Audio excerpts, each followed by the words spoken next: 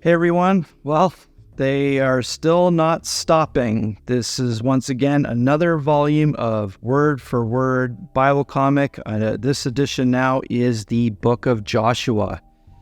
So they're not stopping.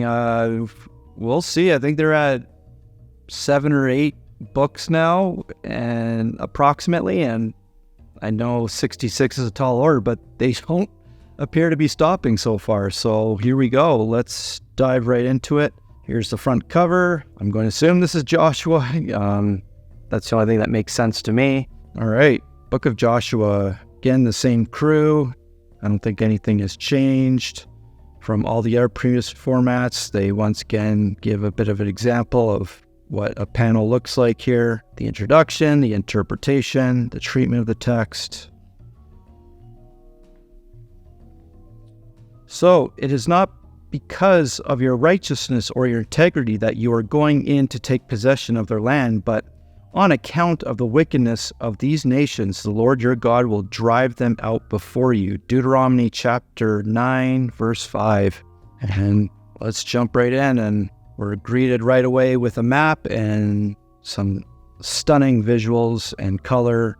So this happens right after the death of Moses, the servant of the Lord. And this is where we start off in Joshua. They're burying Moses here, and I don't know what that is. Wow, I've never seen that before. This is on Joshua now. He's running forward. He's taken the torch from Moses and moving forward now. And this appears to be either a dream or a conversation with an angel. I've never seen this text before where it's in a unique font with a blue glow, but it sounds like either God or an angel is talking to Joshua here. Okay, this is probably one of the largest speech bubbles with so much text in. This is a mouthful. That's a lot of text, and the font looks a little bit small. I'd have to compare the other volumes, but it looks a little smaller than usual. I don't know. I actually like the font itself, but the size, it's doable still. It just looks a little bit smaller, but I can't confirm. Maybe I'm just wrong and they've been consistent all along. So I don't think there's anything I can really add here that hasn't been said. I mean, just feel like I'm repeating myself that, again, I love the cultural accuracy and context with all of this and how they visually look. It just has, and the art style, I just simply love it. This is becoming one of my favorite comic book series. And I don't know if I can ever have a favorite. They're just all unique and beautiful in different ways. Like, I've been covering the manga Bible series, and there's something unique and beautiful about that. And Kingstone, just probably the most comprehensive. They all just bring something unique and awesome to the table. So I don't know if I can definitively say which one's the best. It's almost not even fair to do that. They just all add something unique and beautiful to each one. But I really am loving this series. It's becoming a favorite of mine. One of my favorites, obviously. Just the way they do the composition and layouts of the panels, it's really well done. I even love how this hand stretches over into the next panel, like here as well. Just really cool, creative stuff. I think they have a very talented, wonderful team of artists to be doing this. They did their homework. There's really not much I can criticize about. Look at this. Look at this. This is just, they really strike an incredible balance of not only every composition being unique, but they have periods of pages filled with text, but in other periods they just let the reader absorb the panels where they have no text and just let so much of the panels breathe. And then you have something crazy like this where they'll just cram very tall, thin, vertical panels. Like then next page, you see these weird trapezoid-looking type of panels. Just awesome, like a mosaic of this. I think small things like that really add to the experience for the reader, and I think this is what I'm loving.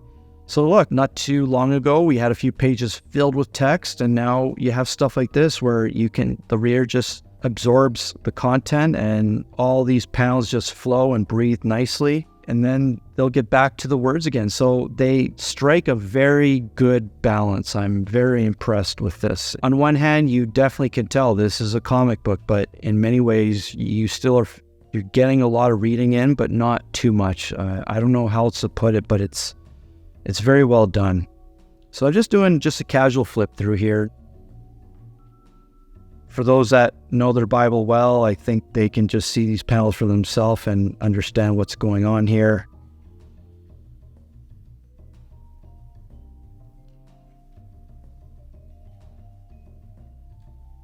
And now this is unique. You have these red outline panels with mainly black and white panels. So they're trying to communicate something here.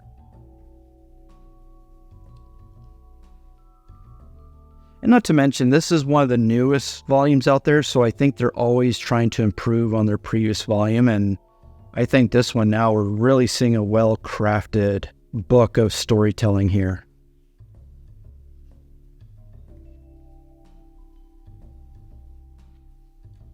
Whoa, what is this? So Joshua burned, I guess, the city of Ai, spelled A-I, and made it a permanent heap of ruins. He impaled the body of the king of Ai on the pole and left it there until evening. Okay, it says pole, but I see this body on a tree. Don't know what to make of that. But yeah, we get a little bit of idea of blood and gore here. They don't shy away from an arrow going through. Looking at these panels, it's probably meant for, at the very least, teens. Well, we'll take a look and see what the rating actually is. But yeah, clearly they're not afraid of an arrow going through, some blood.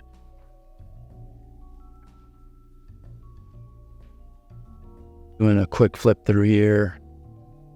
Whoa, look at this. After an all-night march from Gilgal, Joshua took them by surprise. The Lord threw them into confusion before Israel, and Israel pursued them along the road going up to Beth Horon and cut them down all the way to Azekah and Makkedah. As they fled before Israel on the road down from Beth Horon to Azekah, the Lord hurled large hailstones down on them. I don't recall reading that. So now this is a perfect example of a book like this makes you want to go to the actual Bible and reference, because I don't doubt for a second that this actually happened, that the Lord hurled large hailstones down on them.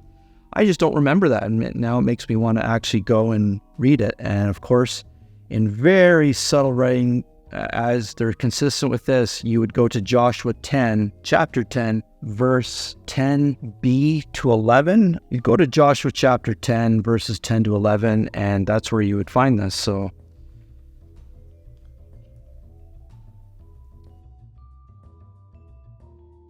you know, with Bibles, they have maps, kind of a cool way of instituting maps as well with the characters. Nice touch. I like that. But yeah, we're just going to quickly flip through here now.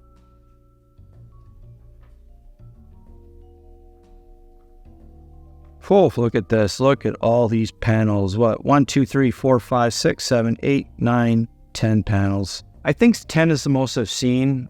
We'll see if down the road I find one that has more than 10. That'd be incredible. I don't know what's going on with the blue eyes. That's interesting. Not sure what that's all about. But really loving how they're incorporating the maps. I don't think I've seen this before in any of their other volumes, or at least to this amount and degree. And they actually have some helpful text on the side here, side notes. And wow, look at this footnote down here. Goodness, that is a little hard to read. I think there's enough contrast clearly to make it work, but that font should have been a little bit darker because it is a bit of a challenge. When they have a black page like that, it's sort of like a break between chapters and they're going on to something else. But wow, they really incorporate the maps on this one. I've never seen so much maps and notes being put before. This has a lot. This clearly has the most of any other volume. Oh, another one. Look at this. I think in our problem too is there's just not enough leading between the lines, like space between the lines. This just doesn't really excite anyone to read all this. I think they have to do something about that. But I don't know. I don't have a solution. So I don't know what they can do, but at the very least, add more contrast and add more spacing, but there's always a trade-off, I guess, with that. Okay, I'm just going to flip through here, kind of get to the end.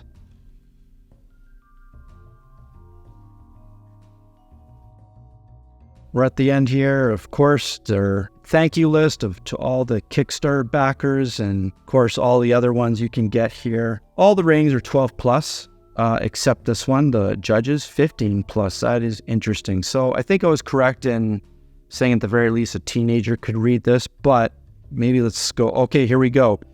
15 plus. So wow, that's actually pretty rare because most of these are 12 plus. This is clearly a series meant for teenagers, not for anyone under the 12. I love the rating system, and that's great. So there you have it. The word-for-word Bible comic, the Book of Joshua.